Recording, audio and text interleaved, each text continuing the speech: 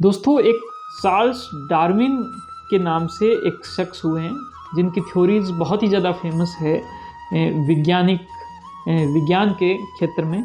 तो उन्होंने कुछ लाइनें बोली है और 5 प्रकार की स्थिति उन्होंने बताई है जिसमें एक इंसान अगर चुप रहे तो वो चुप रहने की जो ताकत है वो महसूस कर सकेगा और उसको अपने व्यवहार में भी लागू कर सकेगा, क्योंकि चुप रहने की अपनी एक शक्ति होती है, अपनी एक ताकत है।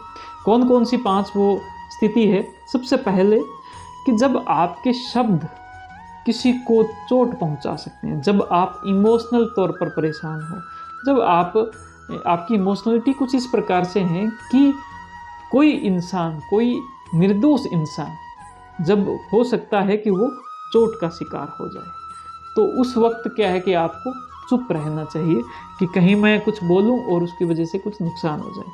दूसरा ये कि जब आपकी राय की आवश्यकता ही नहीं हो, आपको ऐसा लगे कि अभी मेरी राय की ज़रूरत नहीं है, इनकी भूख नहीं है मेरी राय सुनने की, चुप रहें।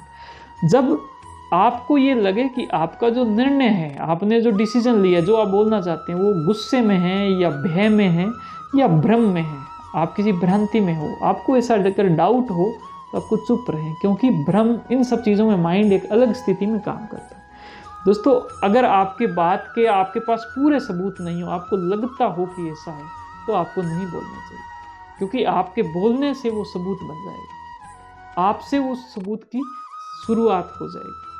इसी के साथ में अगर कहीं पर किसी स्थिति में आपसे बोलने के लिए मना किया गया हो, है ना, तो उस वक्त आपको नहीं बोलना चाहिए। कुछ ऐसी परिस्थितियां उन्होंने बोली है, तो हमें भी इसका जितना हो सके पालन करना चाहिए। तो आपका बहुत धन्यवाद, थैंक यू।